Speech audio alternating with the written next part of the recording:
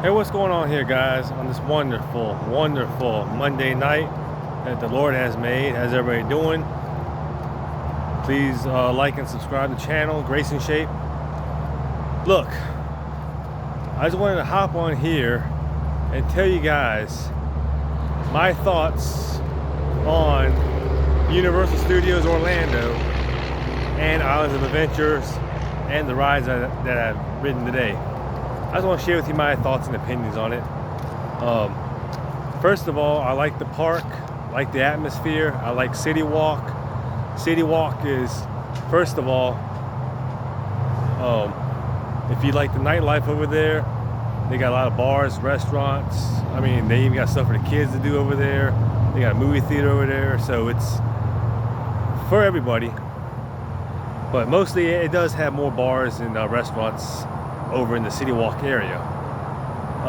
Islands of Adventure, I'm gonna start with Hagrids Motorbike Adventures.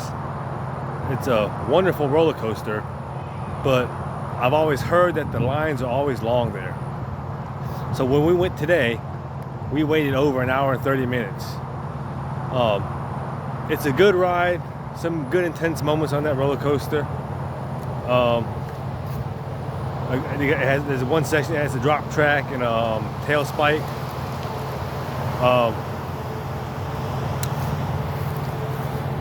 But I wouldn't really wait that long for Hagrids. If you can give it a miss and skip it and do it later in the day when the lines are a bit shorter, I definitely would. Because in my opinion, I don't need to wait an hour and a half for Hagrids. So, with that being said, if you can give that one a miss, I would. So, next coaster, the Incredible Hulk. That's a very intense B&M floorless. I would take that over Kumba. I think Kumba is a little less intense to me because Hulk has an intense Cobra roll. It's not as intense as Alpengeist though, but it does have an intense Cobra roll. I grayed out on it today, so that tells you how intense that is. It launches you right out of the station and you go right into a 0G roll right at the beginning. Then you go down into the Cobra roll, which is again intense. It's a very intense ride. It's not the smoothest of coasters, but it's a really intense ride. My favorite ride there so far, Velocicoaster. I will take that over Pantheon because it's a better package ride. Pantheon doesn't have any theming. It's just pretty much all coaster. And Pantheon's a good coaster, but Velocicoaster is more well packaged. It's probably one of the best themed coasters in the world, in my opinion, from what I've seen from other people's vlogs also. But Velocicoaster, it's kind of slow in the beginning.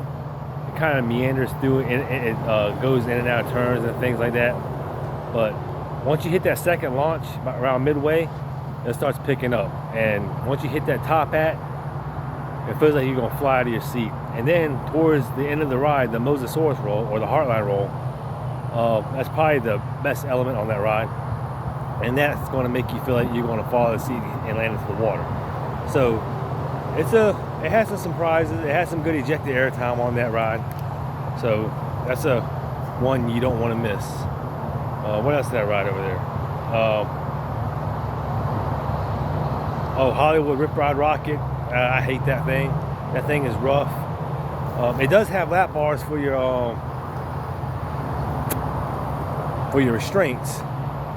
But it was every time we hit an airtime hill, the restraints keep squeezing into my thighs. I didn't like that too much. So for me, in my opinion, it's really discomforting. The ride itself is pretty good. Like I said, it has some good ejector moments on that ride. Not very intense, but it has some good ejector moments. And but for me, yeah, it's rough. I probably don't care to get on that one again. Now more towards the movie rides that we did.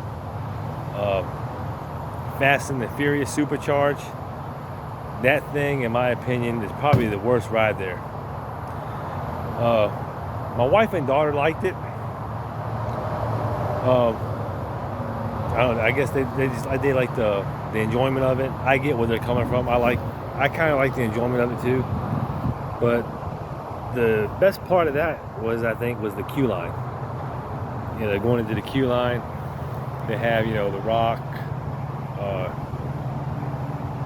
Chris, Tej Parker, you know, Ludacris, you know, all them guys, you know, giving that what's going on with Shaw. But yeah, the queue line I think is a lot better, and because it shows all the cars. You see it if you go to Facebook, you'll see it on the reels that I got. It shows all the cars and the shop and all that stuff. But I think if Fast and the Furious Supercharged had more like 3D glasses, or even made it 4D, I think that ride would be a lot better. Transformers and Spiderman, to me, they're really good. They're both real good rides. It's pretty much the same design, trains and everything. You get the 4D glasses, and you kind of, you know, whip through the elements of the storyline. And Spider-Man, he's kind of swinging around the buildings. He's, you know, fighting, you know, Doc Ock and all the Goblin, all of them. They're both really good rides. I think I like Spider-Man better than Transformers, but they're both really good. They're both pretty almost similar. Those two I recommend going on because they're both really good rides. What else did I do?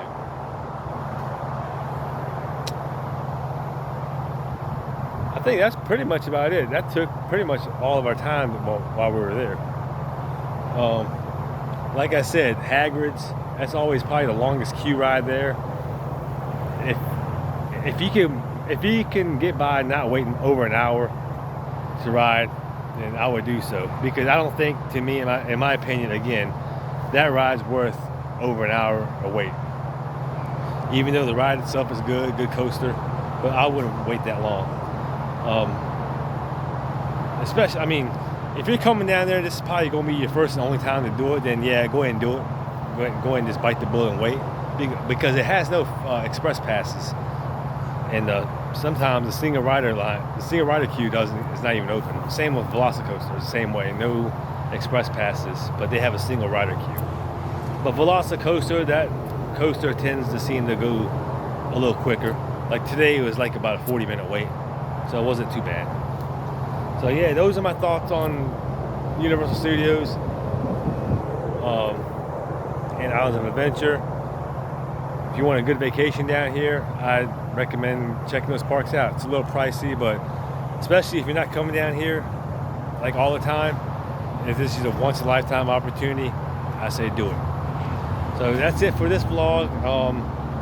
Tomorrow, we're probably going to hit SeaWorld or Busch Gardens Tampa. Probably either Wednesday, probably more Wednesday and Thursday. We'll probably do that. Tomorrow we might take a chill day.